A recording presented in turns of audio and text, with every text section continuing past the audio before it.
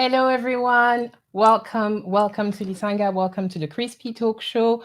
Today, I am very excited to welcome you again to discuss a very important topic that I value personally a lot. So, before we kick in and as we give everyone more time to join the discussion, I'll just talk to you a bit more about what Lisanga is. So, Lisanga means coming together, gathering, associating in Lingala, which is one of the four official languages of DR Congo. Lisanga's story started in this flat about yeah, 12, yeah, let's say 18 months ago or so, with a group of lovely women who trusted my vision of trying to create a new type of event for us as Black women to come together and to share our cultures, to share history, and more specifically to network.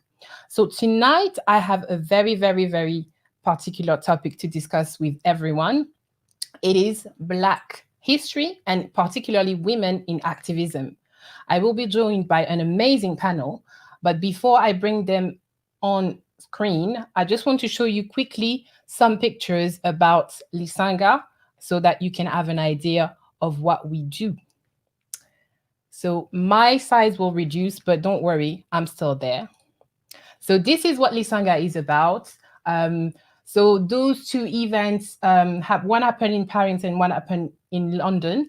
And yeah, there were some events that we organized last year. So last year I organized around 6, 7 events between London and Paris. And the Paris event was a lot more, I don't know, dear to my heart because we did the Congo special night. Anyways, and in 2020, although coronavirus has put everyone on lockdown, we were still also able to have one event. And that was the anniversary party. So that occurred just before we all went on lockdown in February. And yeah, we had some props, we had some people having fun, we had some spoken word. So yeah, that was again an event that was very lively. And we hope to be able to bring back more of these to you guys as we go along. So tonight's discussion, as I said, is about activism, about women, and about Black history. I will be joined by two amazing panelists who are involved with two different organizations. So the first organization is Forward. I will not give you much detail about it because our panelists will be able to do that presentation herself. And the second organization I have is Feminist Focus, and I will also not share that much about that organization. So that's everything I have for the presentation right now. And I will welcome on the screen our first panelist, Kafayat. Hello, good evening, sis. What's going on? You all right? Yes, I'm fine. How are you doing? I am okay. I'm good. I'm not gonna lie. I'm tired. I've had a long day at work, but I'm here. I'm present, and I'm excited. So Well done. Well done. Well, happy to have you on stage. Could you just share with us a few words about what you do, your organization? yeah. In terms of defining what I do, I always find that so difficult because I obviously I'm multi-talented. Do you know what I mean? I'm Sure. multi-talented, and I wear several hats. And so I guess I think the best way I would describe myself is just like a community worker who supports women in the domestic violence, sexual violence sector. My focus definitely is for Black and brown women. Um, Okay. I've worked for several charities in several roles. Right. In organizations like Solid Women Days, St. Mongo's, currently Women in Prison. Also, I have an online learning hub that you mentioned called Feminist Focus. Yes. So basically, it is a learning hub to educate and inform people on women's rights, feminism, and make activism more accessible. I think a lot of times people want to know information but don't know where to go. Yes. You have That places is very true. you have places like Twitter that is a great source of information, but also is fake news. A lot of the time, there's a lot of nonsense going on. So what I'm trying to do is bring information to people so they don't necessarily have to go for it, go and look for it. I guess also another thing about Feminist Focus is that I like to highlight women who people may have not necessarily heard of. And so when I think about some of the women I have interviewed, they do amazing work, but they're not going to be in Cosmopolitan magazine and all them things there. Do you know what I'm trying to say? Exactly. No, definitely. No, I definitely agree. And that's why I'm so happy to have you on the show tonight, because we're going to need to have that knowledge of the women that are not on mainstream media, because I think that's one of the things that we need just to learn about our communities, about who we are. Before we jump onto the discussion itself, I will add the second panelist for tonight. So her name is Vanessa. Hi, Vanessa. Hi, everyone. How are you doing? I'm good. I'm relaxed. I'm excited to be here with amazing women. So yes.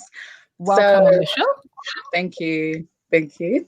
Could you share a few words about, who you are, who you work with? So my name is Vanessa Okiki, and I'm currently a young activist. I work for the organization called Forward, and they are the foundation of women's health research and development.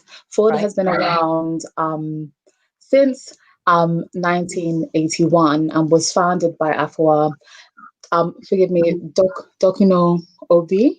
And it officially became a charity in 1985 and lobbied for the UK's first law against FGM, the Prohibition of the Female Circumcision Act. And they Forward is amazing. I love how I've started my activism journey with them because it's an African-led charity, and they work to safeguard and advance the health and rights of African women and girls all over the world. And their vision is so beautiful because they want women and girls to live in dignity, have healthy lives, have choices and equal opportunities. So I'm glad that, I can work with them. And me personally, I am a historian. I definitely love learning about African history, Black history, and I feel like having that foundation makes me want to advocate for more rights because I know what us Black women, us Black people deserve. And knowing that history, having that foundation gives me more of that passion to advocate for what is not right and how we can live better for us and our future generations. So thank you. Thank you both for your presentation. So for tonight's discussion, I just want to warn everybody, I will have a position between hosting and being a panelist myself, because I like the topic so much. I think I will not be able to just stay silent on some of the amazing women we're going to talk about. For those who do not know me personally, who've just arrived, welcome to the talk show. My name is Marcy. I am the founder of Lisanga Vibes, and Lisanga Vibes is basically a safe space for the African diaspora, if I had to summarize it in a nutshell. You've just joined the Crispy Talk Show, and we're going to have a conversation this evening about women in activism and Black history. Do not expect us to be history teachers. This is supposed to be a very relaxed conversation with women who are actively doing work on the ground as we speak, and not just on social media. Right. So today's topic, as I said, is Black women in activism.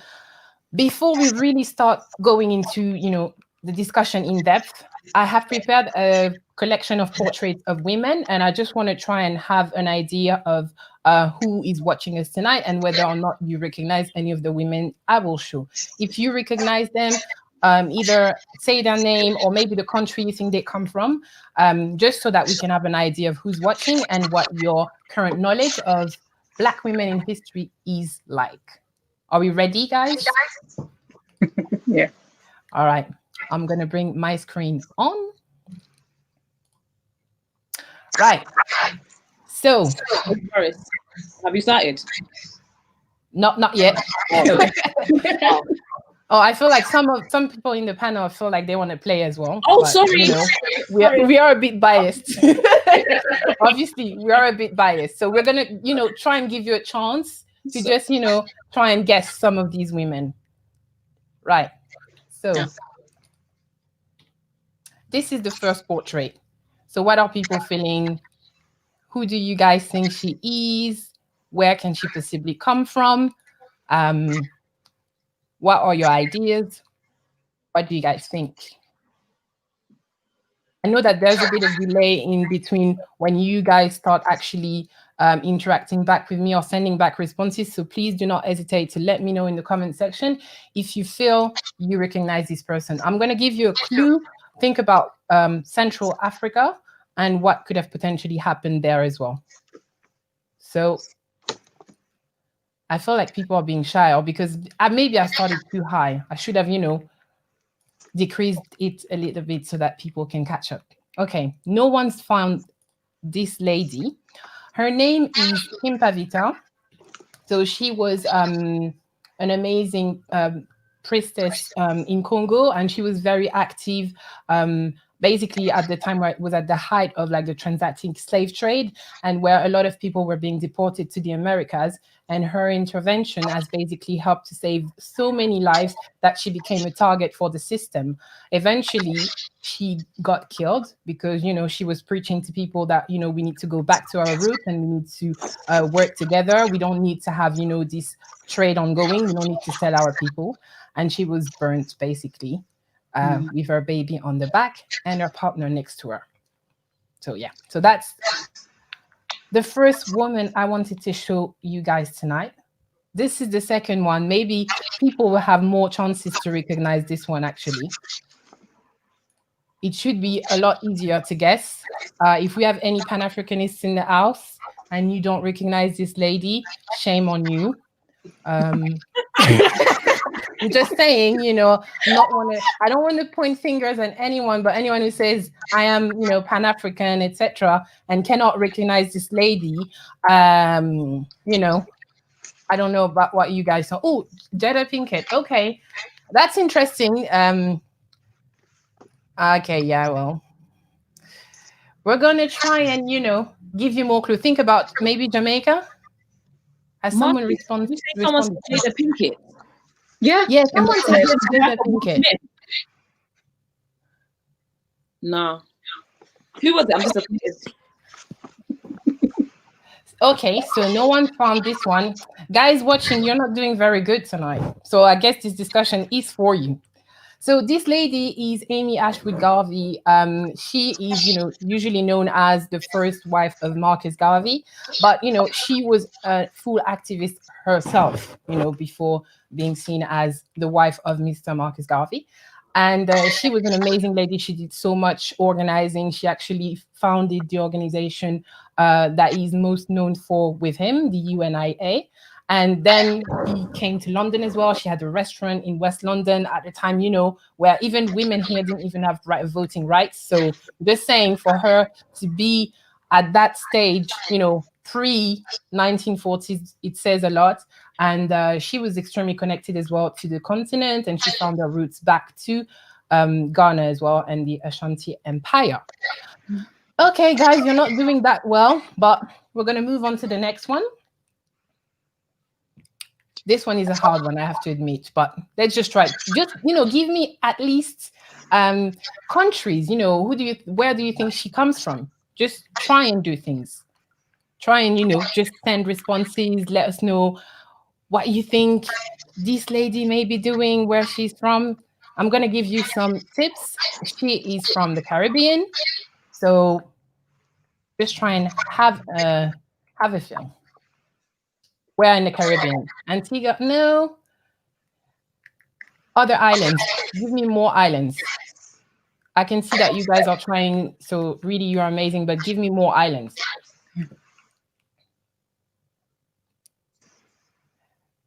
No one? Okay. So this lady's name is Paulette Nardal. So she's from Martinique, and she was also one of the ladies at the forefront of the Negritude movement. That was a literary and / political movement that basically followed from the Harlem Renaissance, as was about reclaiming the N-word in French as a way of uplifting and empowering ourselves. So if you know about Aimé Césaire, Léopold Sédar Senghor, and all of the big names about Negritude, you should definitely know about this lady because she was equally involved. So her, as well as her sisters, have done an amazing job. So yeah, shout out to people from Madinina as well, if any of you guys are watching. All right, next lady. Listen, the Nigerians stand up. I'm not gonna, see, look at the Nigerian family. They're already helping you here. They're helping you. They're saying, how can you not recognize this lady, this Nigerian lady? So they helped you. They said Nigeria. Okay. A name like no, nothing. On this one, I'm going to let the girls tell you who she is. Who wants to tell us who she is? Oh, well done. Oh, the sour. Well done. Yes. Well done. Well done. I'm guessing she's Nigerian, but Yeah, you know. yeah. I'm guessing she's Nigerian, but yeah, she's right. So yeah, obviously, she's Fela Kuti's mother, but she also did amazing things of herself. She was an amazing organizer. She had an organization, I believe, of over 20,000 women in colonial times, and she was just, you know, fighting, for example, against the tax that were imposed on women in the market.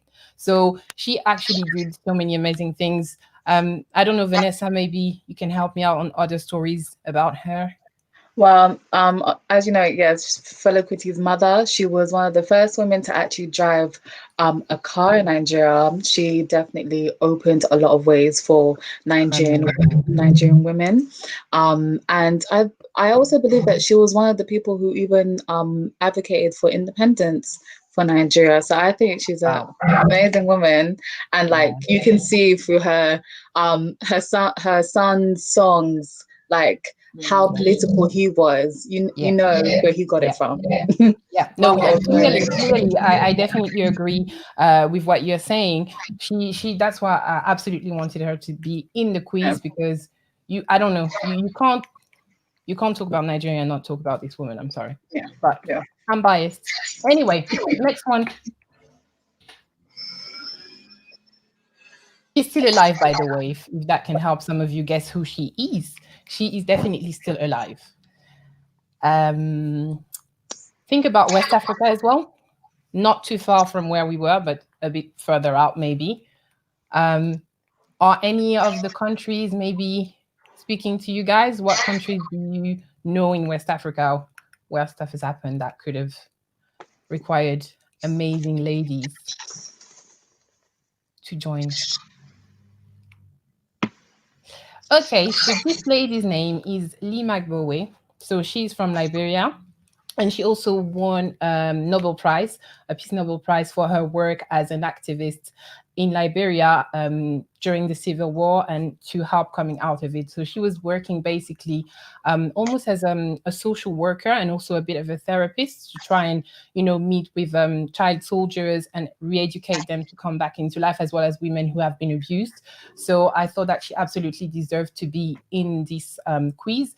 And also she received the Peace Nobel Prize at the same time as another great woman, Ellen Johnson Sirleaf, who actually eventually became the president of Liberia. But usually most people remember the president, but they don't remember the other people who also had the Peace Nobel Prize, and she's one of them. So again, I wanted her to be in this because she has done amazing work. And this is the last one. So I'm going to help you here. She is also from an island.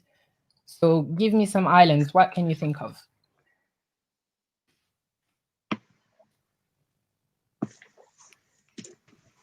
Any islands?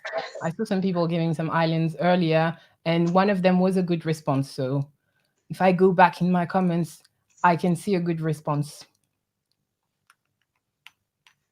But yeah, it's not easy to guess who these women are if you're not involved in that. Yes, she's doing good, you know. She's doing good. Like, is she the only one listening to us, or, you know, is everyone else sleeping currently watching us? I don't know about you guys, but again, amazing. She's from Jamaica. Her name is Stella Dadzi, and she is also one of the authors. Oh, well done. Someone actually found the response. So she is an amazing activist as well. She's the author of one of them, like, groundbreaking books in terms of Black, British, and women experience history, The Heart of the Race. Mm-hmm. And yeah, I think we just need to remember her because she does a lot. And the fact that they actually wrote that book to talk about Black women's experience here is just amazing. And she's still very active. There was actually a talk that she gave earlier this week. So yeah, she seems to be very approachable. You can find lots of videos about her on YouTube where she talks about her experience, her books, etc. Marcy? So, yeah. I thought she was Ghanaian. No, she's from Jamaica, because I heard her speak on a talk recently, and she was, heavily talking about like the experience from a Caribbean perspective, and how she relates to that. And and she's extremely knowledgeable about that. And she's from Jamaica, but we can always claim them back, even her, if you ask her, she'd say yeah. Mm-hmm. And thank you as well, Charlie, for adding that she won an award for literature, the Martin Luther King Award for Literature. That is very true. And thank you for helping me, guys. Okay, that's everything for me for the questions. My guess is that, we have today some people who really need to know more about Black women in history, and that's why we're going to jump right into the discussion. And actually, I want to reflect with you guys on the ladies we've just seen, and I've tried to give a very brief portrait of what they were fighting for. Maybe can you share with everyone your views about what we are fighting for now versus what we were fighting for before? Who wants to start? I can see Vanessa, she's got sheets on. She's like, yes, I'm ready. Okay. I'm ready. So I will start. You can go. Yeah. I feel like, because if we think of like the framework of like the last 500 years, I think for during that period we've literally fought for the rights to be seen as human beings, the rights to have freedom to like go to work, freedom to not be segregated, for basic human rights to be given to us, and even then like to re-educate the black people. Although I feel like a lot has changed for us, I still feel like there is a long way to go, because how I best describe it as the world knows better, but it's still not doing enough to be better. So we have the tools, but there are still gaps in that market that are not being fulfilled, is not being totally utilized. The fact that we, like with Black women, we still have to advocate about our hair in the workplace, because our natural hair is seen as a political statement when it's literally just how our hair naturally grows. So to have to debate about that is another thing, to have to debate for our rights that we know we have to still be reinforced. Is still an issue. So I feel like every generation has had to fight for something, and it's like now we have to fight to maintain what we have gotten in the last 500 years. So that's my view on what's happening currently. About that, Kafayat, what's your take? What are we fighting for today? I feel like we're fighting the same thing we was fighting for 500 years ago. But as Vanessa said, I feel like it's evolved and it looks different. But ultimately, it's the same. As Vanessa said, it's freedom, it's basic human rights. And so before it was freedom in a way of slavery, but now it's freedom in a way of care, as Vanessa mentioned. And so for me, I definitely think there's been progress, but it's hard to feel like there's been progress when we see what happened not even 6 months ago with George Floyd. For me, that's really different to what we saw 500 years ago, when a slave master would kill a slave on a plantation because maybe he looked at his wife for too long. And so for me, though it's changed, it's just changed in a different way. We still see police brutality being the same thing, but what it is that it's the police and it's the slave masters. Do you know what I'm saying? The slaves, and then it's the public. And so I guess the names of the people have changed, but ultimately everything still remains. No, also, I definitely agree. Also, I think what we're fighting for. I think when we see being part of the diaspora and being here, and like speaking to people back home, but people speaking to people in Nigeria, they're saying to me that I'm lucky because I'm over here, and I'm saying to them, I have to deal with racism here. They don't have to deal with racism, but they still deal with the effects of racism, like colorism. So yes, for the most part, though the Chinese are trying to take over Nigeria, for the most part, people in Africa are Black, right? But South Africa are Black. they're still dealing with particular things over there. So it might not be racism, but it's the effects of it, which is colorism, the effects of it, of colonization, seeing how when we just look at NSARS and we're seeing how people are stealing things from the public, they're harboring food, they're hoarding food. For me, that is a direct cousin of like colonization. So things are the same, but they just look different. I'm gonna say something else, but it just hit my mind. So yeah. Actually, I wanted to ask you, because you mentioned human rights and freedom, and I know that you have an extensive experience in actually working with victims of, violations of some of their human rights. So maybe what would be your take, for example, on the issues that women in particular are currently facing when it comes to, I didn't even know, actually there's when you send your bio and the description of everything you did, you said, I am a women's rights activist, and you said violence against women and girls. And I didn't even know that is an acronym. Okay. So can you just, for example, give us a breakdown of what that includes? Because it's a very, wide definition for various issues. So both of you guys, what can you give us about that specific definition? So, you go first. All right, cool. So violence against women and girls, a lot of the time is shortened to VAW. And for me, it encompasses sexual violence, domestic violence. Also, I think it's important in sexual violence to understand the range of sexual violence. So we're not just talking about, we are talking about rape, we're talking about FGM, we're talking about sexual harassment, so for example, like catcalling. So for me, that's equally seen as a type of sexual violence. But also for me, I think violence against women and girls is more and bigger than just the actual act that's done to women. I think it's about society. I think it encompasses not just the actual violence of done to the woman, but actually the violence of the state and how the state is complicit to the violence of women. So yeah, that's my definition of violence against women and girls. Yeah. Go ahead, Vanessa. You felt like you wanted to share something. Definitely, like, violence against women, VOG. To me, I take it as any direct act done to any woman or girl. And, as Kafayat said, she mentioned sexual violence, she mentioned rape, she mentioned, harassment, but there's stalking too. There's financial abuse, there's domestic abuse. There's, again, she mentioned FGM, there's intimidation and harassment in the workplace, in public, in education. There's child marriage and forced marriage. There's forced prostitution. There's human trafficking. Like, it's such it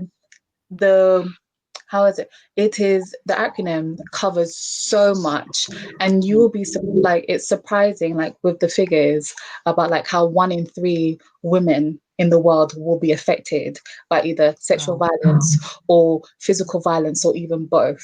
1 in 3 women. Like, hearing that just like also makes my heart like really, like, it makes my heart feel some type of way, because that's too many women. And the fact that violence against women is something that happens globally. It can be seen as a pandemic, a global pandemic. It doesn't just happen in third world countries. It happens in first world countries. It happens in conflict zones, non-conflict zones. It has no borders. So that's another thing. Like, it can happen to anyone. It could be your next door neighbor. It could be someone from work. It could be even you could walk past someone and that could have happened to them. So it's huge, and it's something that definitely needs to be addressed. And I do agree that it does reflect the society and how society treats women. So, you actually said conflict zone, and unfortunately Congo is sadly known as being in the eastern part, the world capital of rape. And one of the key figures that actually always stayed with me is that 48 women are raped every hour in the country. Every hour. So that's like around 1,200. So it's just like terrible. And so that figure is not even current. It's really like, I think it was a study that was conducted in 2007. So it's not even like the 2020 figure. figures that hold. And so with everything that's happening currently, you know, all the hashtags that are currently circulating, etc., that's also what it is referring to when they say Congo is bleeding. So yeah, there's a lot of things that are done particularly to women to, you know, take advantage or take control of other resources, etc. So yeah, it's not an easy topic to go through in an hour's discussion, but actually about the social media and all of the hashtags, what are your views on how currently social media is used in activism? Maybe Vanessa? I feel like social media has been used, especially in the most recent years. And I feel like there's definitely been a peak and a rise in social media with activism during the whole pandemic.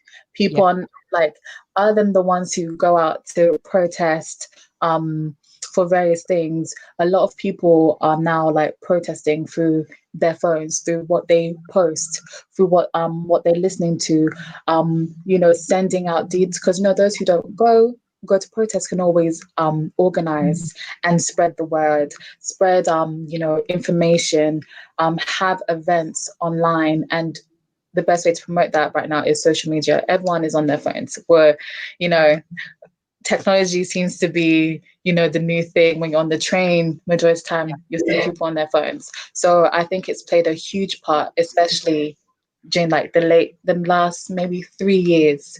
I feel like you can see an increase in social media. So Yeah, I completely agree with that. Like, I think that the activism social media sometimes people see it as a negative thing, but as Vanessa said, I think it's really important to understand everyone has different roles. And see, I'm a type of person where when there's a protest, I'm out in the streets. If there's a riot, I'm there. You know what I'm trying to say? Whereas I know some people, for them, it's about spreading petitions. I have a cousin called Lade. She loves a petition. Go on her petition she has. And I think it's important to understand that, like, we do have different roles in the fight. I also think that in terms of awareness, we may have not known what was going on in Nigeria to the magnitude into which it was going on if social media was there. It allows people to kind of just spread their news in the way in which they want to spread them. And because clearly, like, the Nigerian government weren't trying to really let us know what's going on.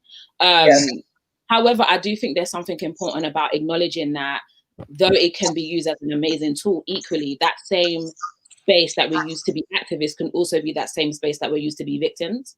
And as we know, for Black women online, we're constantly harassed. You look at Diane Abbott, you look at Dawn Butler, and you see how they're harassed online. And so even for me, as someone who is a community worker, I don't use my activism, or I don't perform my activism online because I haven't got time for that. Like, I'll get too angry. So I don't, also, it's funny, I mute myself. I've seen how over the years I've muted myself because I don't want that online battle. I will fight you in real life, but I don't want to be doing it on Twitter. Do you know what I'm trying to say? So I think it has been amazing. I think when we look at the hashtag #MeToo, that was amazing. It was great to see that online, but also it can be very triggering. There's been times where I want to go online as an escape. I don't necessarily want to always go online and see hashtag #MeToo or see blood or see, do you know what I mean? Because a lot of the time there's a lot of, the content can be difficult, especially with some of the things that have been happening lately in Africa. I'm going on Thailand and seeing dead bodies. And for someone that might seem like activism and spreading word, but also for me, that's very triggering. You're hearing stories of people seeing their loved ones dead on the timeline before they've even been able to hear that news. And so I think it can be amazing, but with everything, there can be some things where we need to really take care of ourselves and each other. And I don't know what the answer to is how we kind of control that, because ultimately we can't. I think it's just about recognizing the positives and the negatives and maneuvering through that. I totally agree with what you said in terms of everyone has, you know, their role. Not everyone fights the same way. I definitely totally understand that position. And that's why, for example, you would never see me on social media going at someone like, you did this, you said that.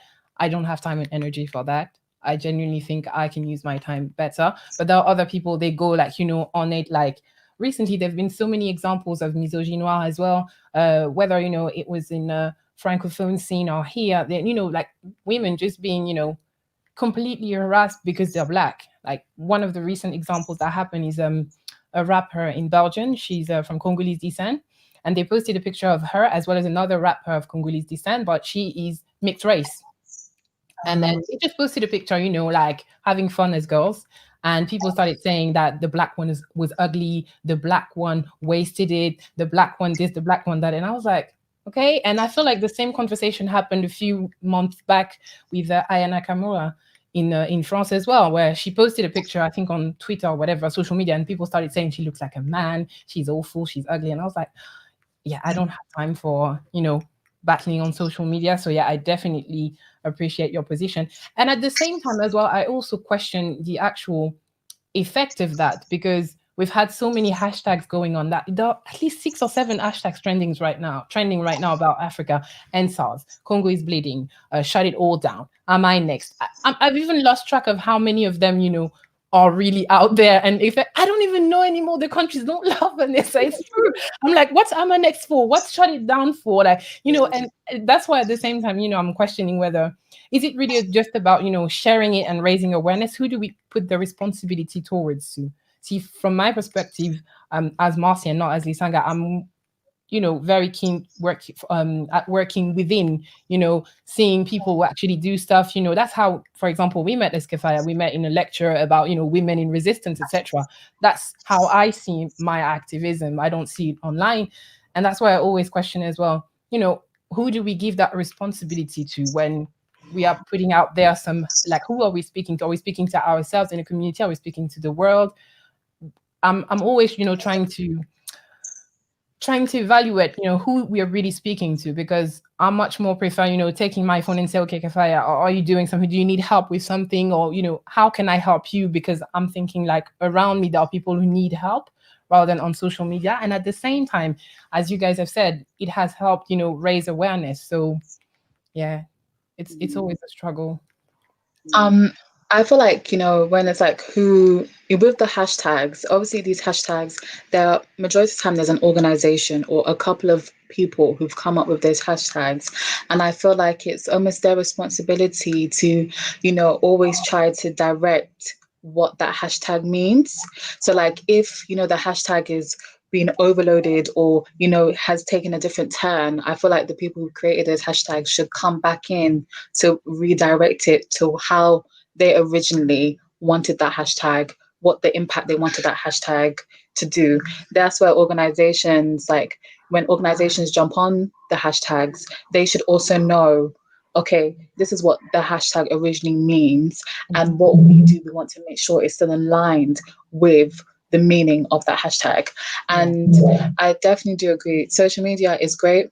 There's negative sides. What I would offer is always trying to maybe like, you know, trigger warnings. Try if people could try and, you know, like, oh, what might be shown could be triggering, please be aware, and just try and be more considerate with what they show, because I do agree with the whole NSARS.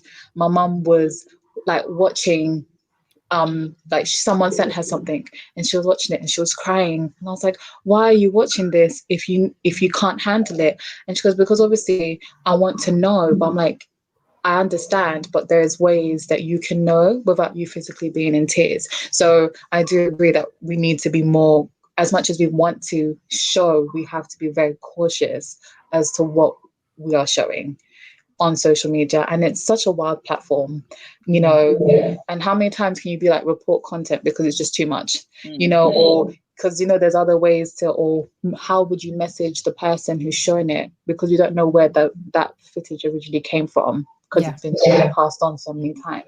So No, I definitely agreed. And there's just a few comments that I've just highlighted from the audience watching us, which are basically saying, so the first one was from the Shan, who was saying there are too many hashtags, so it dilutes the situation. And I think, yeah, that's also one of the risks with too many hashtags, is that you confuse people. They no longer know what it's worth and what it's for and who is fighting and who is behind it. And, you know, it creates a lot of confusion. So that's number one. And the second comment is in French, but it basically reads that it becomes a fashion more than everything else. So basically it becomes a trend more than anything else. It's almost as if people, you know, are jumping on some hashtags or some things because they know a lot of people are looking at that, and then they can get more visibility themselves, you know, on the back of a, you know, valid cause as well. So there's also that risk where you're like, yeah, what can I really do? And there's also one question I want to have your opinion on is like, us here in the diaspora, how can we connect with the continent and how can we support? So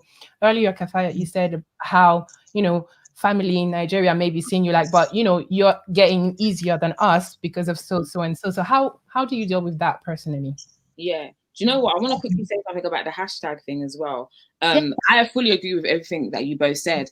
I also think there's something about people also not owning the hashtag. And so whilst I think it's important that hashtags don't get diluted, if I were to make a hashtag, it equally isn't mine to own. I think there's something about, as much as it can get diluted and it can go somewhere we don't want it to go, I think there's also something about us not policing that. So when I think about the Me Too movement, it started off about women in the workplace. Then it kind of went on to speak about women who work. I remember like Cardi B, there was like a Me Too one for strippers. And then there was like a Me Too one for schools. And so for me, I think there's something about, as much as we don't want it to get diluted, it isn't ours to own. It's for it to just go and do the work that it needs to do. In terms of the question that you asked me, I think for me, the first thing to do is listen. I know I've felt very heavy over the last 2 weeks. It's been very difficult for me to really take in what's been happening in Africa, in particular in Nigeria. And in my body, I think the thing in my body and soul that's upsetting me is that like I actually want to go out there. I want to be out there in the streets, and I'm feeling like there's nothing I can do. And as someone who likes to be active and feels like they're brilliant and contributing something, it's been something difficult for me to deal with. However, that's something that I have to part because there's people dying. And as much as it's difficult for me to deal with, I need to figure out how I can help. So for me, the first thing is about listening. It's about asking the people on the ground what they need, not assuming what they need. That they think they need money. Sometimes it's just knowing that there's support. When you look at what's been happening, equally with the second wave of Black Lives Matter and George Floyd, you're seeing how the diaspora is standing up. One thing I'm going to tell you about Nigerians, we're everywhere. Listen, Korea. Don't play with us, we're everywhere, right?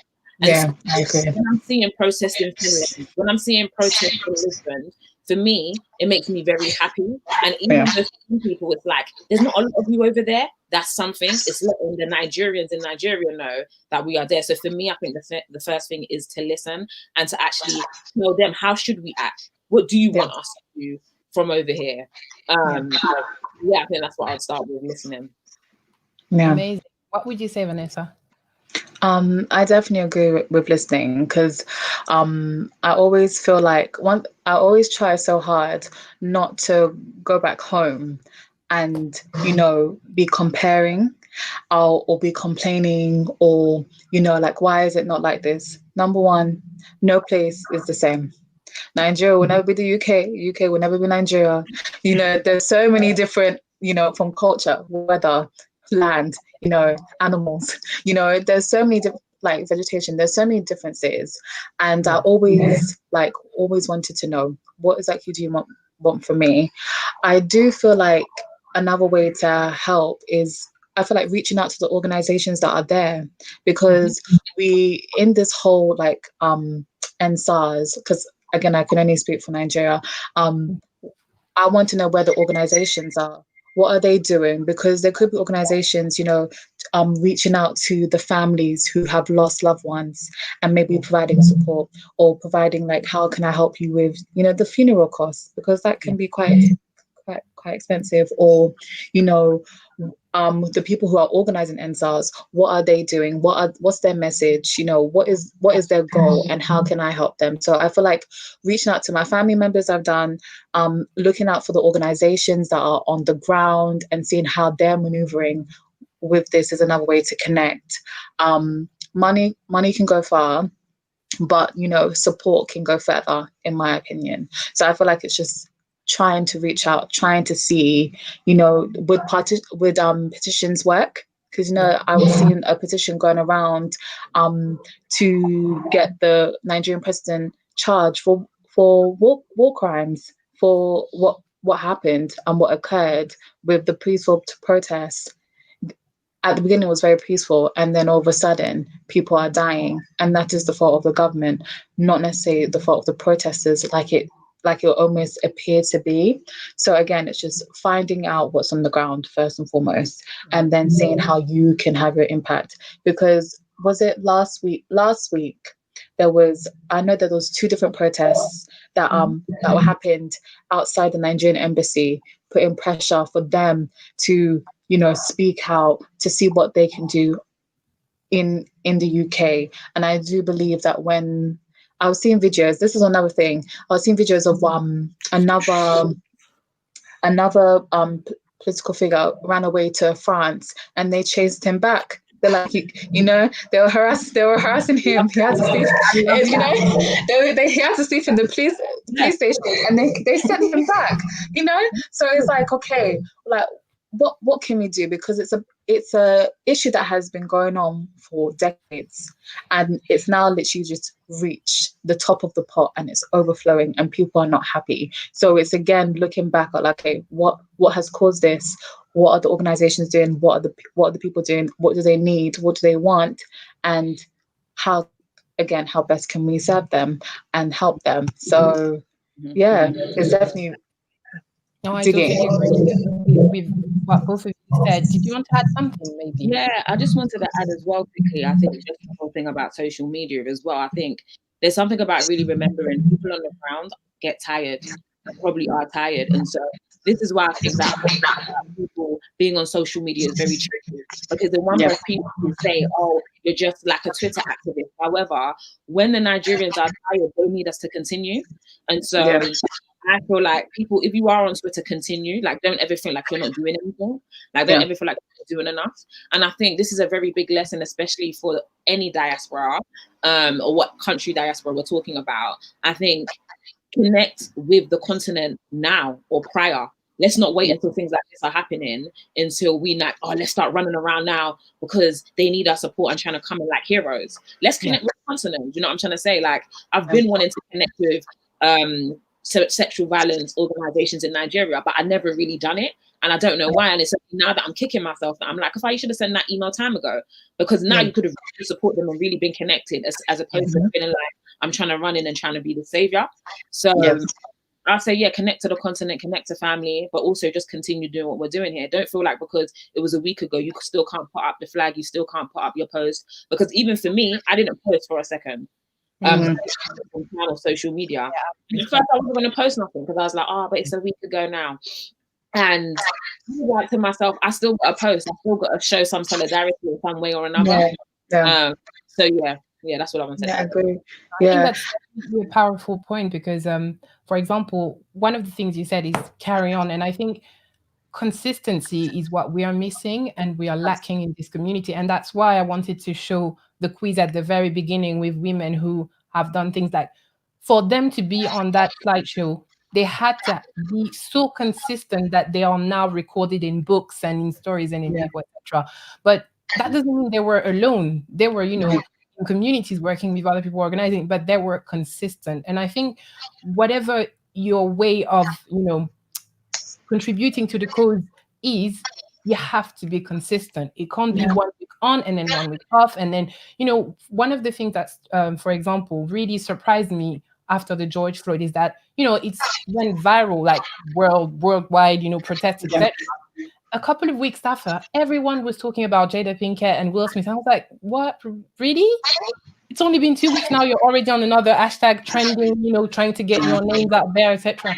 And I think that's one of the things that we really need to remember, is that whatever you choose, you want to do, you have to be consistent. Results will not show in one day. You know, look at some of the great, you know, revolutions and fights, etc.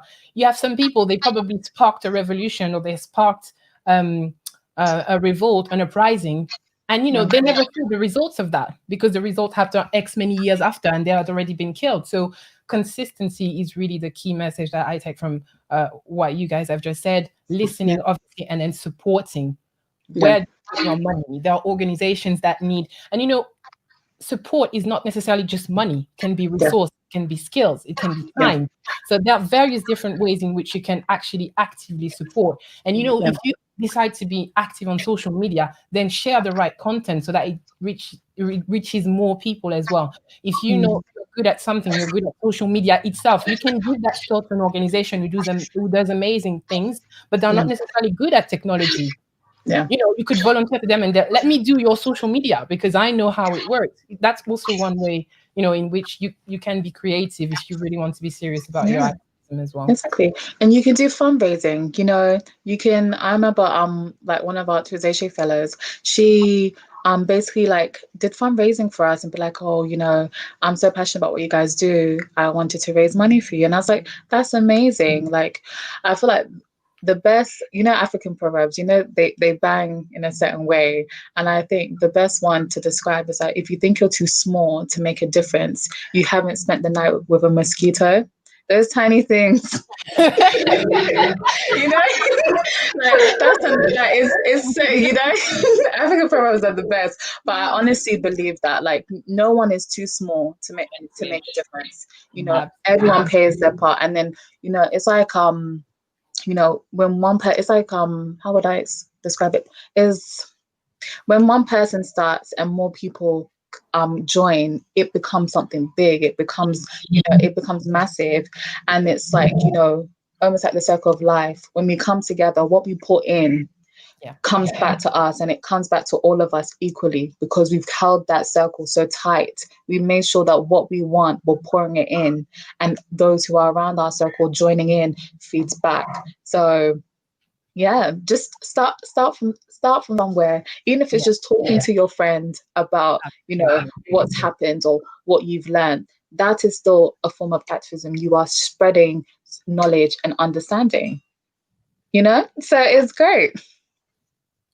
No, absolutely. And yeah, there's just so much that we can say about, you know, how we can connect with the content and how we can be efficient. And one of the main thing, as we said, is listen, not think that, you know, you come here and as Barbara is saying in the comments, hi Lindsay, how are you doing?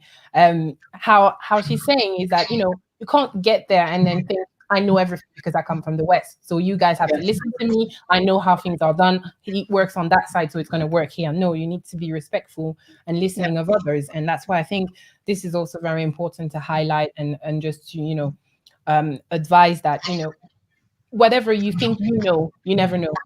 You know, you have to be very humble. And one of the things, for example, as for me personally, way before I started this, I was going to like talks, I was going to lectures, I was going to meet people because I wanted to know and I wanted to find out the information. And the more I actually met people in real life talking to me about things that I had never heard, that's how I realized how little I knew. And that's how I was like, you know what, it needs to start with me. I started reading, started watching documentary, finding information, trying to find more courses, more lectures, more events. And that's how, for example, I met Kafayat. And that's also how I met Vanessa, you know, through connections. So, you know, now we're three of us talking to you about, you know, some things about how we can be more active. And I just find that amazing. And sometimes if I had decided that there's nothing I can do, let me just sit down and relax, you know, where would we be? So yeah, I think that's one of the key takers. There's one of the comments that I saw earlier that was talking particularly about violence against women and how, you know, it affects relationships, etc. I think that is a very important comment that Carmen's just made. And particularly, for example, in France, there has been a case where a young Black lady's died. She was stabbed by her husband, and that happened just in August. And I realized that, you know, it's some of those issues that we never really talk about because when you're not exposed to it, you feel like it's not you. And what I found beautiful about her story is that it's sad that she died, but now her two sisters who had nothing to do with any form of activism are starting to speak out and to, you know, take positions and try to organize and, you know, sensibilize people on their issue and on what happens to women. And I was realizing that, wow, well, yeah, it is very true. There is a sense of sometimes when you're not directly affected by a topic, you feel like it's okay, I don't have to look at it. And that's how, you know, you end up with having many different hashtags, because if you're coming from this community versus that community, you don't necessarily think global. And I think that's why it's important that, you know, we are also curious about what happens in other communities, because if you're currently watching and you're Black, whatever you like doing in your life, whatever, our destinies are connected. It's just a fact. Because if you look globally, Black people everywhere are at the bottom. That's just a fact. If you don't want to, you know, if you think because you've got so many millions in your account, you're not part of it, well, wait until the day they tell you you black. So I think that's why it's important that, you know, we have initiatives such as what you guys do. And earlier, Vanessa, you mentioned the Tuwezeche initiative. Can you tell us what that Tuwezeche is? So the up forward. So the Tuwezeche is actually called Tuwezeche Akida Dada, which means empowering our sisters. And it was basically, it's a young women's leadership program that lasts for a year. And it's a year of building leadership skills, building advocacy skills, building confidence, you know, going through like gender-based violence, what that means, what that entails, FGM, sexual rights, relationship rights, and then allowing the girls to have the power and then help them develop a social action project and give them funding to go out and advocate, and you know, just give them the tools to actually make a difference in their community. And one, like, again, I would say like I love Forward, but I love that Tuwezeche program the most because it's something that we've done on a global scale. So we've had cohorts in England, Wales, Scotland, in Uganda, in Tanzania, in Somaliland, and we've helped girls help other women, you know, people in their community, and just build that like a good foundation for like the future young women leaders that will lead like all of us in the future. So, and it's something that it occurred for almost 4 years, and you know, and it started with, you know, a circle of women figuring out what they can do to help the next generation. And it's amazing. The girls I have met from the Tuesday program are wonderful. They're beautiful. Like, I had a chance to meet the current NUS president, Larissa Kennedy.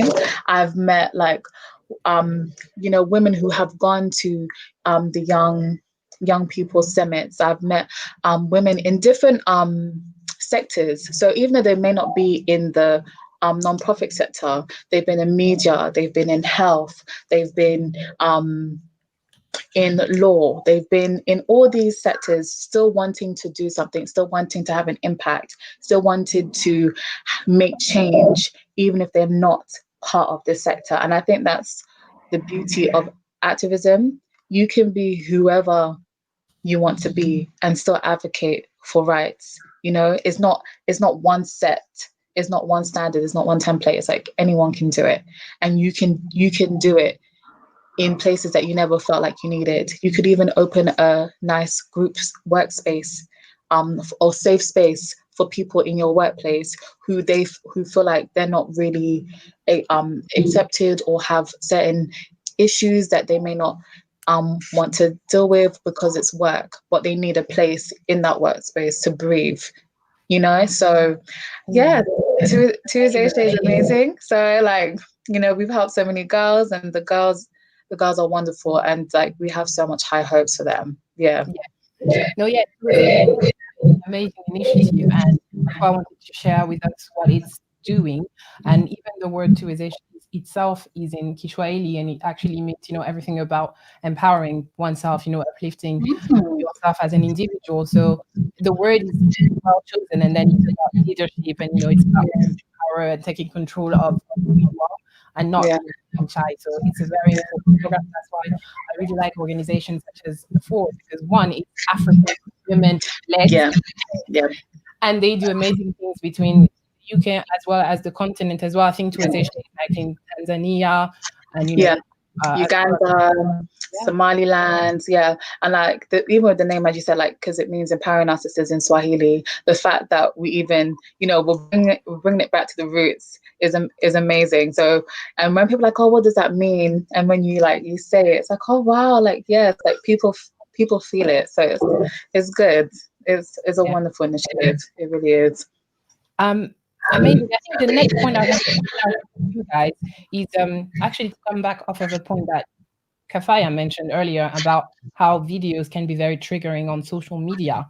And, and that's why, for example, I am not really for sharing too much of that stuff sometimes on social media, because without realizing, we're just activating some trauma that we don't realize we are keeping. There's one book that I'm trying to go through myself, which is about, post-slave traumatic syndrome.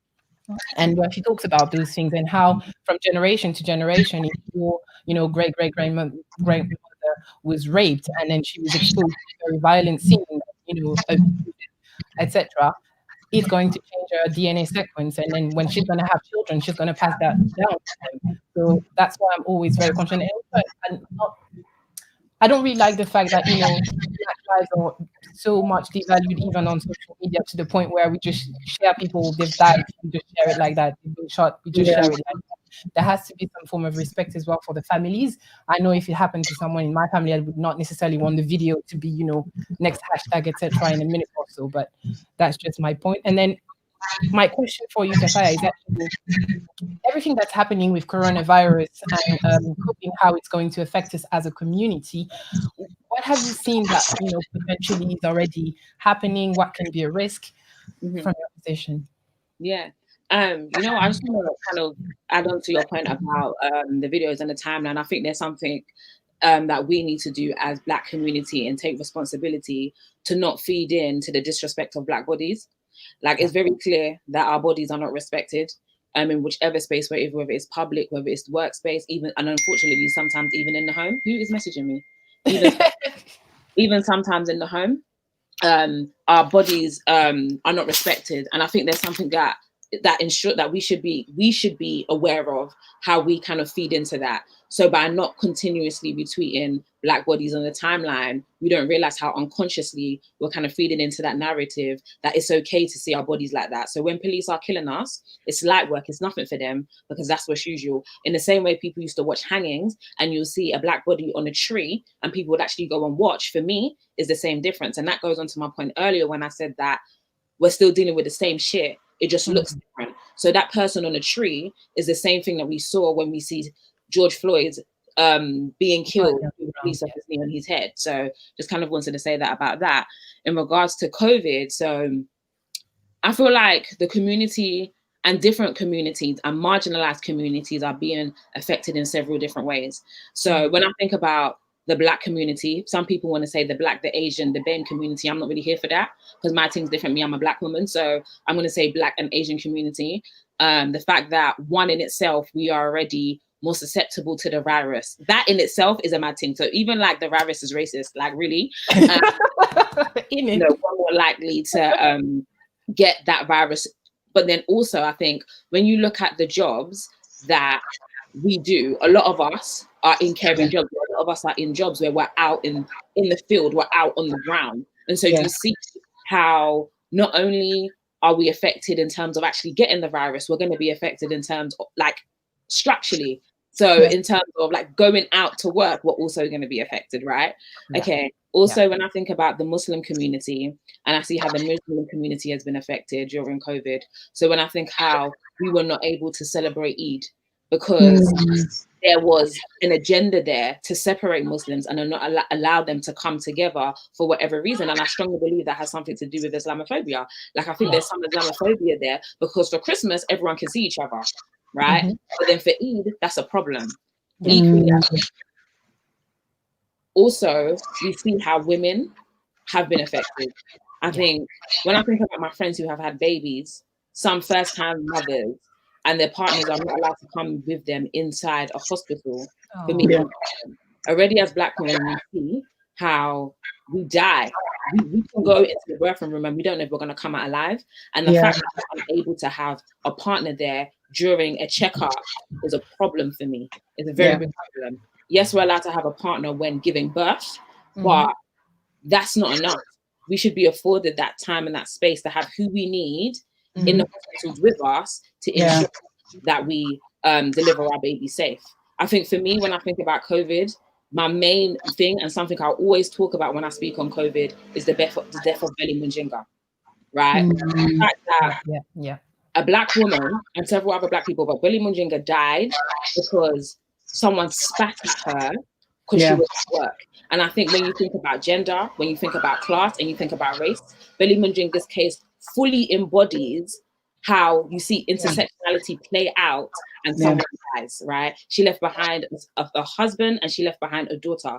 All now, the case has been closed, or I think they've reopened it. We don't know what they're doing with it. And the fact that we don't know what we're doing with it in itself is disrespectful. The fact that I, Kafayat, had to go and put my body in the street to go and protest, and not by choice. I'm telling you, me having to go to protest for Belly Mujinga was by force. Not that no one pushed me out the door, but me, I couldn't see that happen and not feel like I need to go out and protest for Belly Mujinga. You know why? Because Belly Mujinga is our mum. That's our auntie. That's the auntie you see at church or the mosque on Sunday. And so the fact that she had to go and work. For a lot of Black people, a lot of marginalized people, they had to go and work during COVID. They didn't have a choice. They didn't have a choice to stay at home. Equally, employers know that, so they play on that. So it's like, yeah, I know that this Black woman, she's not going to protest against me. So you come in while we get to see who gets to work at home.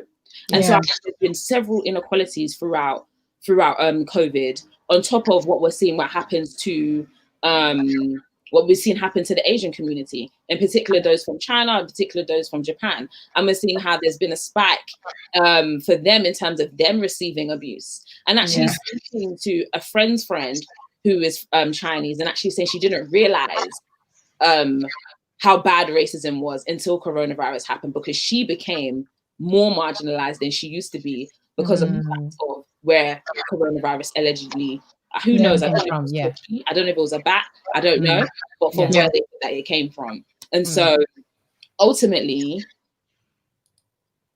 it's always the people on the margins who are always going to be affected when anything happens. And we've seen how that has happened during this time. Yeah. Did you want to add on that as well, Vanessa, on the effects of coronavirus and lockdown, etc., on our community? Yes, I definitely feel like financial issues has, people have been unable to leave their houses, unable to go to work, and not everyone has access to public funds. That's another thing that was definitely brought up. No one has access to public funds. So imagine being here, you're working is your only form of income, and then you have to stay at home.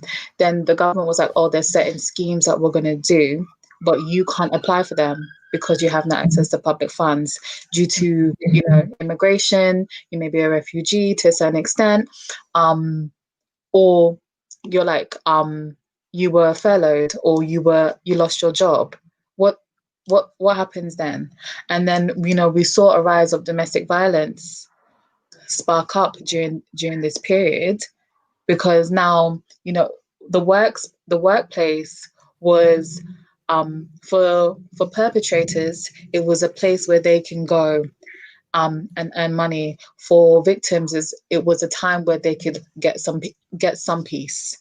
And now bringing the perpetrators and the victims, saying that you have to stay at home with all the extra social problems, with all the extra economic problems, it's just, it brewed so many disasters that, when that a lot of people were surprised, the government was surprised that these social issues were occurring. And it's like, but they were always there. They were always there, but a lot of people use work as a way to, dismiss it, camouflage it, a time to go away. And, because Forward did do a COVID survey, because we wanted to see how the women that we work with, the young women that we work with, and their families, how they're doing. And, one of the studies showed that the increased social isolation, the economic difficulties exacerbated the situations that were happening at home. Some participants facing violence were like, oh, they saw the true colors of their husbands. And that in itself is scary. We don't realize, as someone has pointed out, the issues of child abuse. We don't know, with schools. A lot of time, children are very playful. School is second home. Having to chill with your friends, you don't know what happens. So I'm having to be stuck at home. You may not come from a good household or a nice background. So it's one of those things that you feel like you're a prisoner in your own home.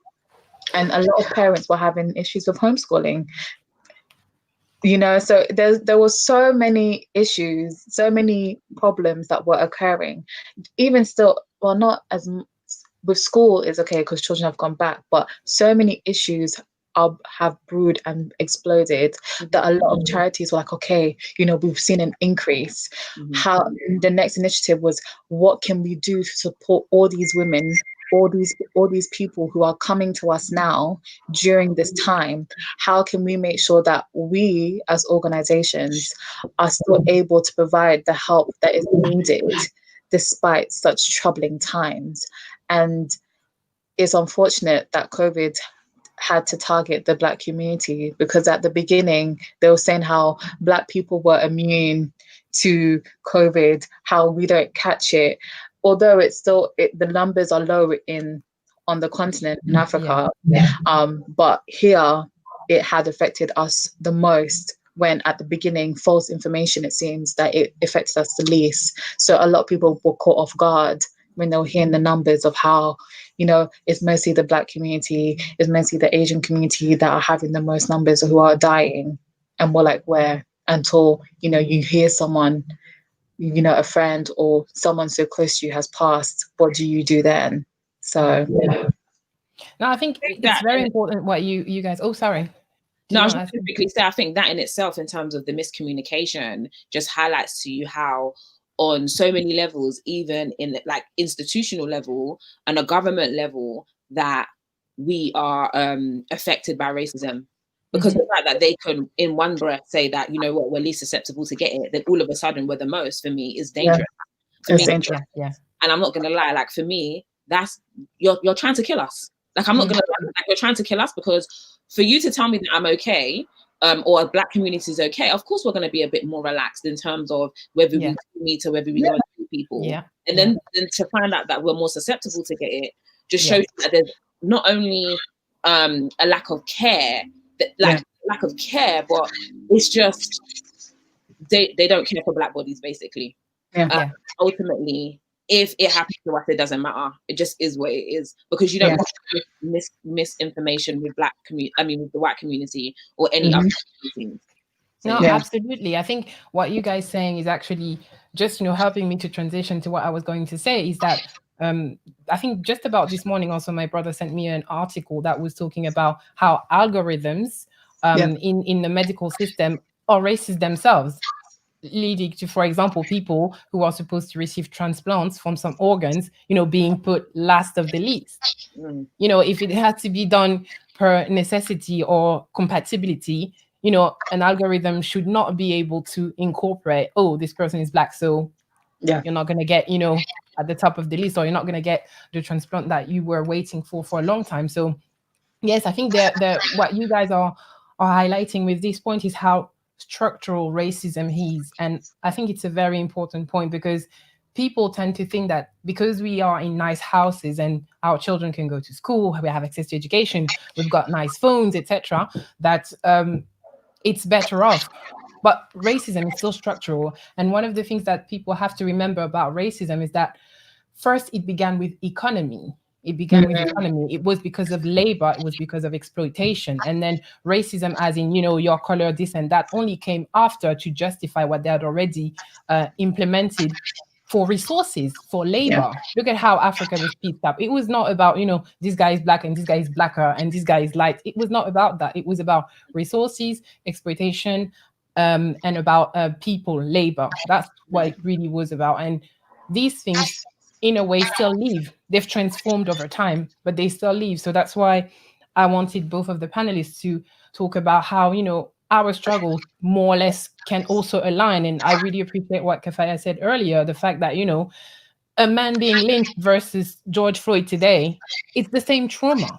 We are not maybe standing in front of that scene, but we're seeing it through our phones, and our phones are now the extensions of our hands all the time. So is it not really the same as, being standing and seeing a hanging body next to you? So I really appreciate what you said. And same thing as well for what Vanessa said. She made amazing points. And if you guys start having questions for any of our panelists, like kindly invite you to tell us in the comment section. You know what? Otherwise, I'll continue with some of the Also, questions I had. With Yeah, COVID, sure. something that was missed out was just around mental health. Yeah. And Yeah. just really just expressing how, one, we as a Black community don't necessarily identify with mental health in a sense of, if something is going on for us, it's not necessarily something, one, will seek help for, or two, we'll actually realize that something is happening for us. And I mean that on the whole scale. So even from something like depression, I know myself, I look back and I'm like, oh right, I was depressed that time. I didn't actually acknowledge that it was actually depression. And so I guess with COVID, understanding some of us have nice houses, but some of us don't. Before the home I was staying with, I never had a garden. And so what did that mean for me in terms of my mental and being in my four walls? I could go out, but my man said I can only go out once a day. I definitely didn't. But you have to, I even know my living situation is a lot better than other people. And so for me, what was happening for them, maybe overcrowding because that was their situation. So yeah, I just kind of wanted to ensure that that mental health bit was in there. Absolutely, very important. And you know, there's it's very important that you're saying that, actually, because even us as a community, how we address those issues and how, you know, what are the best ways for us to deal with trauma. Not speaking about those things and running away from them will not help.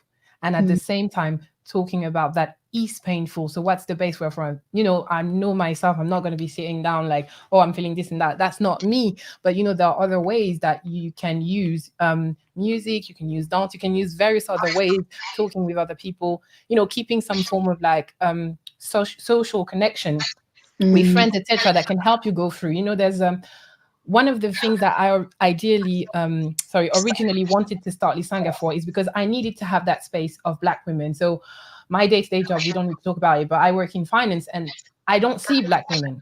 It's very rare that I see Black women, and even less in a friendly connection way. It's going to be work, it's going to be business. So I live here in London, but I'm originally from Paris. And I was like, okay, where do I see my sisters? You know, something's, you know, it's not right. So that's why I wanted to have that space where I can be like, yeah, you know, I can just say, hey, Vanessa, do you want to come over? Yeah, let's have food, let's chat, you know, and not just talk about trauma. We laugh as well. We play games. And because that's, I think, is also part of what we need to go through. And one of the things that we are all alluding to, without really saying it, is reparations. When people think about reparations, they talk about money, but reparation is also about your mind, your soul, your body. It's not just the money. Money is one part of it, but it's everything. And actually, one woman that I could have added to the quiz is Esther Stanford.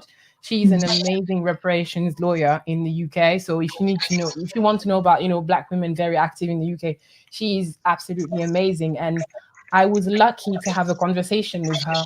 And it was so empowering because she told me, you know, Marcy, reparation is not about the money. Money is one part of it, but there are so many other aspects. Remembering, you know, talking about each other, talking about the trauma, understanding each other, finding our roots, our culture, all of that is part of the reparations, you know, acknowledging people who've died, you know, those things. And I was like, I'd actually never really seen it as that global issue until she explained it to me. So I think it's very important that you added this mental health point. Thank you for that. Can I also interject? Yeah, sure. So I definitely agree with mental health, and I feel like throughout the COVID, throughout the whole lockdown, pandemic, then with the whole Black Lives Matter, like our mental health has been severely impacted, and it's crazy, like, because you can't escape your own mind. That's another thing that I've realized. But then, like, I've also seen like Black therapists organizations also spring up, because another thing about, I feel like, with Black women and our mental health, we don't seek help until it's almost dire. You know, like, we always like we tend to jump the hurdles of, you know, the signs that something is wrong until it's very late. And I'm not sure if it's because of, like, maybe culturally, where, you know, we've seen like our mothers and our grandmothers that, you know, you just need to push, through it. You know, it's okay. You just need to push past the pain. It will get better. I don't know if that mentality has, you know, really seeped into us, that we think like that. And personally, for me, if I wanted therapy, I would like to go to someone who knows about my culture, or who has a standard about my culture, and someone who looks like me. And there's not enough Black therapists, but they are coming up. And we talk about self-care. Self-care is very important. And I guess like with Audre Lorde, when she said, like, caring for myself is not self-indulgence, it's self-preservation, and that itself is a act of political warfare. And I always feel like, as Black women, we know how to enjoy ourselves, but we should never feel guilty about enjoying ourselves. And I feel like sometimes when Black women want to have fun or want to relax, stereotypes or negativity, like, oh, why are you guys being so lazy? Why are you doing this? But it's okay for everyone else to, take time out. Whereas we constantly have to always keep pushing. We always have to always constantly do something. We're like, no one tells us to have a break. And I feel like it's good that, Black women are telling each other, you need to have a break. It's okay. Mental health, please go and seek help. There's nothing to be ashamed of. If you're feeling some type of way, you're feeling some type of way, and that is okay. So, and I feel like with COVID, the whole contact of our ways of trying to seek help was always face to face. So a lot of people didn't know what to do when they were currently said that you can't see anyone, and not everyone is technological. So, seeking the help online is not always the best, but there's so many other ways to do it. So yeah. Totally agreed. And I think one of the things that you actually said is coming to my mind right now about that trauma. There's the story of Margaret Garner. So Margaret Garner, she was an enslaved woman, and she was so keen to defend the freedom of her child that she preferred to kill the child rather than let it live under slavery. And her story actually influenced the book Beloved by Toni Morrison. So see, to come to that mind of like, I'd rather kill my own child that I gave birth to rather than let them, she's clearly not the only one who has done that. I can think of other examples as well during a Haitian revolution, where you would have women, they were so keen to fight for their freedom that sometimes, they would be sent to sabotage some of the big canons or stuff. And sometimes when they couldn't find anything else around them, they just took the baby and they put it in. I was like, can you imagine the mindset you're in to be like, no, I'm fighting for something so greater than this situation that I do everything I can, to make it change. And it's just, there are so many stories like that. You can't really move forward if you're not really dealing with the past as well. At least that's my take on it. And that's why it's very important what you're saying about how to address therapy. I'm trying to check if there are any questions, but people are being very shy. So I've got questions, actually. I'll let you guys decide, and you don't have questions. Could you give me maybe 3 names of women that have inspired you personally, and why? I feel like if I can start this one. Sorry, what did you say? I said I want you to give me 3 names of women that have inspired you and why. Of Black women. Oh, okay. I think for me, one of the things that when I do talk about the women that inspire me, I like to talk about women who are actually in my personal community.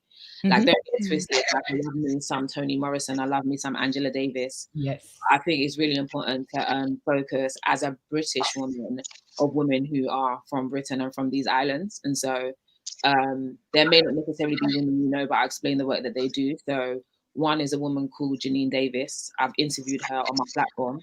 She has a CIT called Research. What's it called? Oh my God, what's it called now? Anyway, it'll come back to me. But with Janine, she does a lot of work on child abuse, child sexual exploitation, in particular around black girls. So she has put together some research saying, where are all the Black girls discussing that? Where are we in the studies? Where are we when it comes to the research? We don't see ourselves in that. So then how are we then, how is then practitioners informed to then support us if we don't have any research? So she basically highlights the discrimination throughout the research. Also, I want to shout out a woman who else inspires me. I'm gonna say my brethren Nicole Walsh. She works for Women in Girls Network. She's a manager over there. She inspires me because there's something about having peers who are your friends who do the same work as you, and you can call and be like, yo, I am struggling. But equally, you can call and say, yo, I've got a promotion in this organization, and they'd be happy for you. I think from Tottenham, me coming from Hackney, we more or less live the same lives. And so to see her doing what she's doing and where she came from when we was in Monarchs and going to house parties and getting drunk, where she is now. Sorry, Nicole, if I'm baiting at your business. But to see that for me is very inspiring. To see the way in which she holds up her team, the way in which she holds up herself, even when she's going through it, she's always trying to inspire people. And for me, I'm very grateful for her. Also, I want to shout out a woman called Huda Jawad. She is a Muslim feminist activist. She's also someone I interviewed recently. As a Muslim woman, I'm not visibly Muslim, but for me, for her to fight for the rights in the way in which she does for me is very important and is very necessary. She likes to highlight and speak about Islamophobia, in particular gendered Islamophobia, and the way in which women are particularly affected.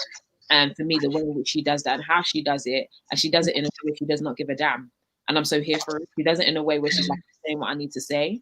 I'm also not saying what I don't need to say. She definitely taught me the importance of actually, you know what? I'm not always going to be in a room and be the person who's speaking about racialized sexual violence or racialized domestic violence and how Black people are always affected. She constantly reminds me that, you know what? You need to be sticking it on the allies in the room. Like, you need to be saying to them, yo, if you're saying that you're my friend, you need to talk up. So, yeah, I definitely want to shout out those 3 people. But also, if I'm being honest, I think there's a lot of women who generally inspire me, and especially my peers, like across the board, like who work in the sector, and I've come up with and seeing them in different organizations and doing the work we do now. So whether it's you, Marcy, and being on your platform, or even my friend Loretta, I was on her platform around reproductive rights, we were speaking about menstrual health. So for me, I'm just like, shout out all my people. Everyone inspires me. So yeah. Thank you so much.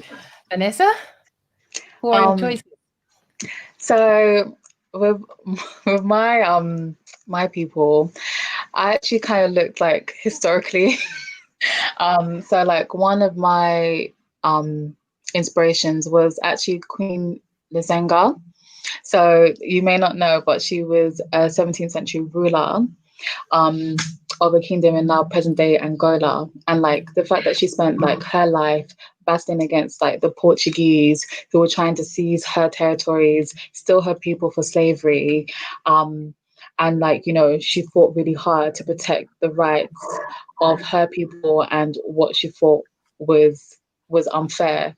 That to me like gives me like inspiration that, you know, it doesn't matter. You can be a ruler and still fight, you know, for what is right. And for her to do that, I was like, wow, that is amazing. Like someone to historically look back on, that is the same color as me, actually from the continent. And, you know, she went down in history being known as one of those women that made sure the Portuguese who know who they are and put them in their place. And I thought that was like so amazing. The second person I actually would say is my work colleague, Paige. So Paige Mikiru, like me and her met prior before we started working at Forward, but working with her, she inspires me so much. Like the way she puts so much passion in everything that she does, the way she advocates for you know, girls and periods and menstruation and like taboo topics. It's very inspiring. Like I've learned a lot from her, and like I'm so like grateful to work with her. And like she's always updating me, always like, you know, providing me with knowledge and understanding. And it's nice because we're the same age, but you know, we always uplift each other. So I'm very grateful to her.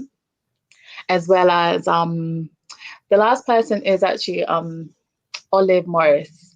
So she's a British activist, and she campaigned and lobbied for the rights of Black women, Black people in South London and Manchester. And she was also one of the founding members of the Women of African and Asian Descent, and the Brixton Black Women's Group. So again, nice to have someone who's also in the mainland where we are now. So those are the three people that do inspire me. So it's two historical people and one present, and hopefully there's many more in the future as well. Because yeah, this is actually a hard question, because even myself, if you asked me, I couldn't choose. Like, I literally have like notes of names that potentially I could choose tonight, and I'm still like, I can't. And each post-it has 3 names on it. I'm not even lying. So it's so hard for me. And thank you for mentioning Olive Morris, because for those of you who have seen the flyer of this event, Olive Morris is actually on the flyer of this event, and that's why I chose her, because I wanted absolutely this discussion also to be coming back to where we are based. So I currently live in the UK, and I think for me it is important to have examples of women here doing amazing things, and activism is not just about in time. So that's her. She I think when I found out about her, it was at that course that we had together, Kafayat, actually. And I was more or less the same age as when she died. And I was like, she's done so much and she's my age. And I'm like, hey, what do you do with your life? And that's when I was like, you know what, there's always something you can do. And she was amazing. She's done such amazing job. She was not afraid of police. She would see some people, being abused in the street by police. She would go on there and she would fight them. She would be like, what are you doing? Like, physically fighting. I've seen pictures of her physically fighting with policemen. So that's how she was. Like, she didn't play. So thank you so much for bringing out her name. If you had to ask me to give me names, it's too difficult, honestly. But if I had to give you some names, I think one of the things that has actually encouraged me to do this discussion tonight is to talk about women, particularly because when you want to learn about Black history, you always come across men first, because liberators, freedom fighters, etc. So I always heard about Malcolm X, Marcus Garvey, and all of those big names, etc. But I never heard about their female counterparts, and most of the times we were fighting side by side with men. So there's no myth of us being the victims of our men in the same way as other women. Because, for example, if you look at organizations such as Marcus Garvey organization, at the very high levels, half of the staff was women, and they were not there because Me Too did this or Black Lives Matter did this. They were there because they were skilled, they were organizers, they really had skills that allowed them to be in such positions. So if I had to give you some names, I would say Hannah Kujo in Ghana. If you know about Kwame Nkrumah, you should know about Hannah Kujo, because she's one of the women who actually protested heavily when the Big Six were arrested. We don't have time to go into the details, but basically she was amazing. She was known as Hannah Convention, and she was just a boss lady. So that's one name. Then if I have to give you another name, if you know about Sekou Touré in Guinea, you should know about Mafori Bangoha. She was a woman that was equally active more or less around that time of, coming up to the independences. Paulette Nardal, you already mentioned. And then if I had to give you something, let's say about Congo, if you know about Patrice Lumumba, you should definitely know about André Blouin. She was not actually Congolese, but she was from Republic of Central African Republic, sorry. And she was one of those women, who helped actually draft some of those amazing speeches that today we're like referring to as like, oh, the reference or the Bible or whatever. And you should also remember Léonie Abo, who is another Congolese activist. And she was actually, almost like with in the bushes. Sorry, she was like really, really fighting a lot, and she was actually very close to one of the activists who succeeded to Patrice Lumumba when he was killed. So you need to know those names. But yeah, again, it's a heavy research topic for me. So I'll keep finding out those names and telling you guys when I found amazing names. So I've got a question. What do you think of feminism in our community? Does it find its place within our culture? Who wants to take that one? I'm happy to go. Yeah. Yeah, I think with feminism, it's funny because somebody asked me about the title, the name of my learning hub, Feminist Focus. And we're having a conversation about why I decided to use the term feminist as opposed to the term womanist that is directly speaking about Black women. And I think for me, there's something about acknowledging historically back on the continent, we didn't actually have this thing called feminism because we didn't need it. We didn't need it because men respected us. We didn't need it because we were actually seen as powerful beings. I think when we look at even African spirituality, a lot of it is actually centered around the woman and the powers of the woman and her being and the fact that she is a goddess. And so I think that's really important just to start off and understanding that, yes, feminism is a Western philosophy or something that actually is from over here.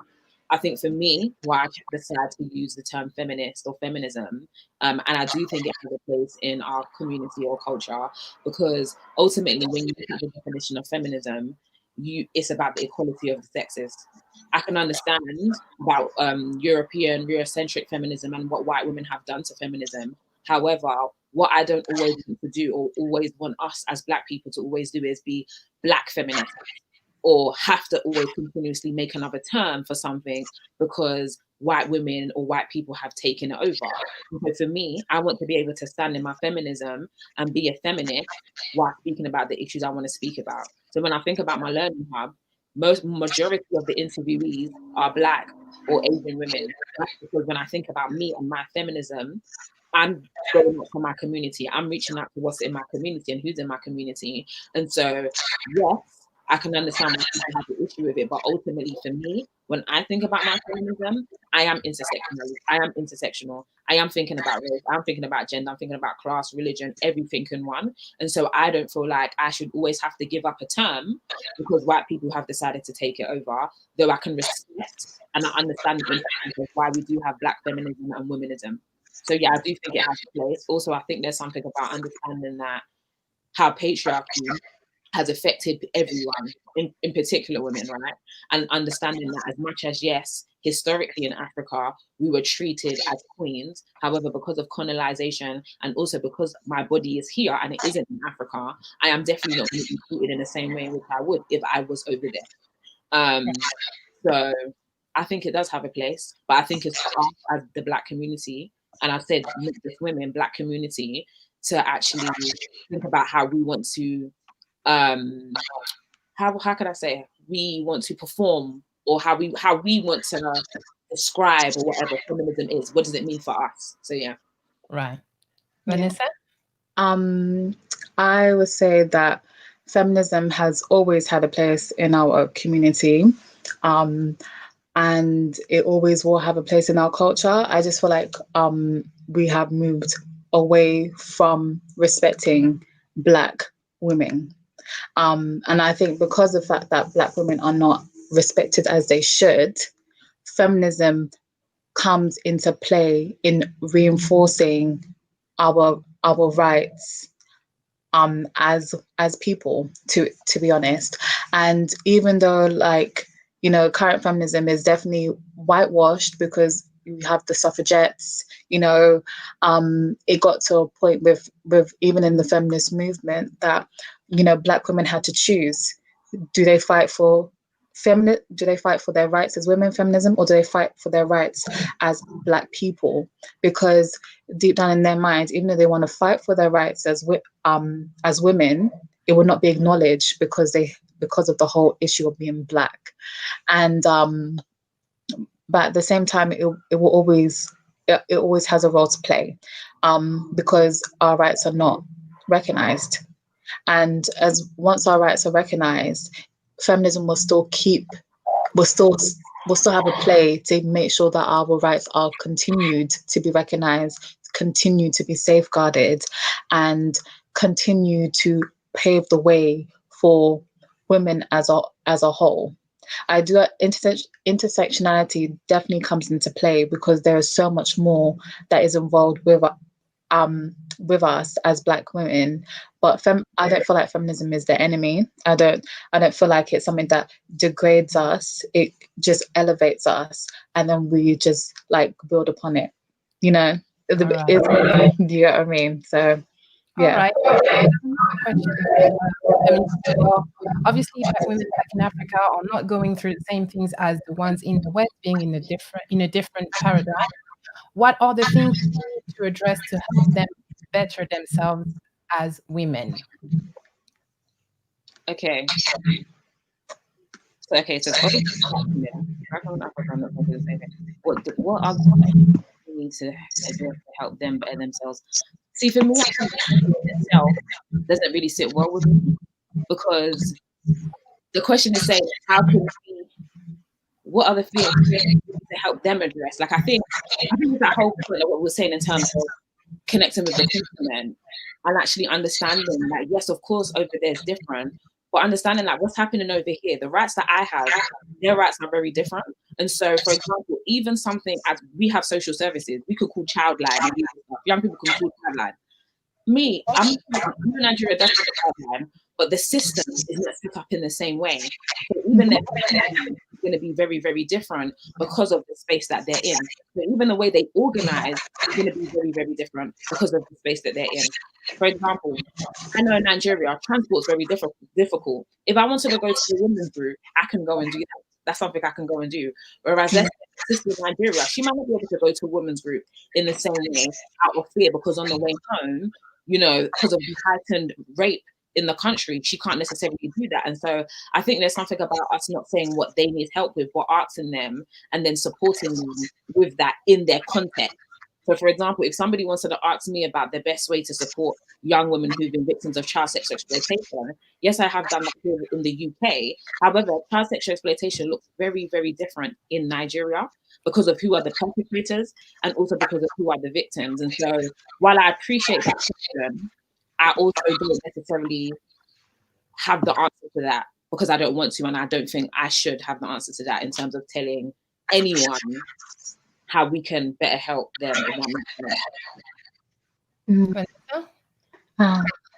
Okay. I thought I'd take like a different approach. So I definitely do agree with the fact that you know, I feel like the issues that Black women face are very diverse. Some issues are more prevalent back home, and some issues are very prevalent here. So so to kind of like, you know, try and break us away is not, I don't think is ideal, because what affects us here affects them back home, and what affects them back home affects us here. Like we shouldn't disconnect ourselves. We shouldn't disconnect ourselves just because we're across like the ocean or across the pond. And when I think of like some of the things that happen back home, I feel like education is very important, and just the view of the girl child can definitely trans over here too. So for example, like child marriage and forced marriage, even though that it's the figure of like 700 million women were child brides is shocking. And those child brides could have, you know, come to the UK, could have gone to the Americas, could have gone to Asia, but that is an issue that, you know, stemmed from home, or they could have been married young in the UK, and it wasn't really maybe registered legally until they were over 18. Yeah, and that's another thing. With FGM, which is genital mutilation, that is something that happens globally. It affects us here, it affects people back home. And the fact that it's estimated that 20 million girls and women have experienced FGM is shocking. 30 million girls are at risk in the next decade, and that is back home, and that is here. So do you know what I mean? So like us addressing the issues that affect women, when we address it, we address it in the UK and we address it back home, because it's building solidarity. Like, I speak about your problems, you speak about mine, so that nothing is pushed under the rug just because, oh, I'm in the West and you're in the South. Do you know what I mean? And a lot of the problems, they travel. A lot of the problems are around us. It may be like, I feel like it may be prevalent back home because, you know, it's more, I guess, I shouldn't generalize, but some of the issues are very in your face. But that doesn't mean that the woman next door may not experience the same thing. But just because she hasn't, you know, she hasn't done it publicly, it hasn't done publicly to her, or she hasn't expressed herself, or, you know, no one in the neighborhood knows about it. Yeah. It's dismissed. But it's definitely just talking. We need to talk about these issues because they're still considered taboo. They're still considered, oh, what happens behind closed doors. And that is a problem worldwide. And I feel like when we speak about it, we need to make sure that other people are listening. Right. And that's how we should start. So that's how I would address your question. Okay. Well, guys, we're running out of time, unfortunately, but this has been such a lovely, lovely, lovely conversation. I think I would want personally to end this conversation with a few recommended books. So we have one of the panelists here that she's been, you know, very shy, but she forgot to tell us that, you know, she actually edited a collection of stories from Black women here in Britain, sorry. And her book is actually right next to me here. Ah, lovely. Yeah. So that's one of the books, for example, I would recommend you get, because it's not about history. It's just about talking about experiences. And I think sometimes, you know, people feel like they need to know everything about history to be able to have a position or act on a particular cause that they care about. And it's not always about that. So I think what she's doing is very important, because, you know, in 100 years time, when people will try and find out how people lived, you know, in the early 2000s or so, then they at least have that reference. And he talks about Black British experience. Then you also have Heart of the Race that I mentioned earlier, from Stella Dadzi, as well as other co-authors. So they were amazing, very active in the 80s.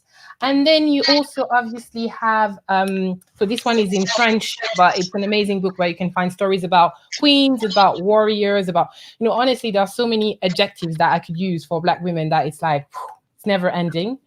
But that's an amazing book that I would also recommend. And then finally, obviously, for those who like, you know, the classic ones, Angela Davis, Women, Race and Class, to talk about intersectionality, one of the points that Kafayat mentioned earlier, as well as Vanessa, that is very important in terms of how you're seeing your lived experience as a woman. So yeah, those are some of the books that I would definitely be, oh, I think we lost Kafayat, but she'll probably come back. But yeah, those are some of the books that I really wanted to share with you guys, because I think it's important that we read also some Kafayat is back. Hello. We lost you. So yeah, I think it's important that we read stories about us that are written by us as well, because unfortunately, most of the literature that is out there is written either by men or by women that are not Black, and it definitely makes a difference. So it is important to have people who do things such as Kafayat and the amazing women who curated those books that I just showed you. So yeah, I will definitely, if you want to find out more about all of these books and more portraits about these women, etc., you should definitely follow us on social media, because we regularly, I just recently started sharing some mini portraits of people in the community who have done amazing things. So this is definitely one place that you could find more information about as well. And we will soon have a website as well. So hopefully, you know, all of that will be available to anyone, even if you're not on social media. So those are some of the things I'm working on. Kafayat, do you want to share with us some of your, you know, current stuff? What are you currently working out? What's next? Where can we catch you? So you can just catch me on Instagram, Twitter, my full name. Currently working on feminist focus and content, and continuously interviewing women in the sector. We've got some projects in the making, but I can't talk too much yet. Do you get me? So just watch this soon come soon land. So yeah. All right. Well, she's definitely someone to watch out, because she's doing an amazing job on the ground as we speak, and she's very consistent. Vanessa? I'm just starting out. So there's a couple of plans that I have in the waterworks. And so to be honest, right now, nothing is concrete, because I want to make sure that I build a good foundation where consistency is still key. But you can always definitely go on my organization's website, so forward the people I work for, and you can like just see the publications that we have done. You can read up on all the projects that we have, and definitely keep in touch, because our youth group, our youth sector always has such crazy good events always coming up. So definitely keep watch out, definitely check out Eventbrite as well, to just see all the events that we have and how we keep connecting with all the young people. So yeah. No, absolutely. I think, yeah, thank you as well to everyone who's been watching this with us as well, and who's been commenting and providing, their opinion and sharing some love as well. And I think it's very important that we keep this discussion going. I think I saw a comment earlier of someone saying we need those spaces to have those conversations. And yes, definitely, this is one of the reasons why I started Lisanga in the first place, because I wanted to have that space where we can have those conversations. And originally there were events, not on social media, which were even more interesting. So hopefully as things get better in time, I would definitely look forward to having some of those physical events as well between Paris and London. So I will not take much of your time, guys, but I wanted to personally thank you a lot for joining me on the discussion tonight, for sharing amazing information, and for just being, live example of Black women in activism. It's not just about going back 500 years time ago, 300 years time ago. It's also things that happen today, and people who do things actively today. So thank you guys really for joining me tonight. Thank you for having me. Thank you. Yeah, honestly. No problem. Well, guys watching us, this is nearly the end. I'm going to release the panel from their duties and really thank everyone. Thank you so much, Vanessa. You look so good. Thank you so much. So yeah, thank you very much. If you want to find out more information about us, you can find us on social media. We are very active. We are a bit, you can find us anywhere on social media, and we are going to have a website very soon. You can sign up to our newsletter. We also have a podcast, and we have the talk show that you've just watched. So if you're new to the family, welcome, and I look forward to seeing you very soon. Thank you to everyone who joined us tonight.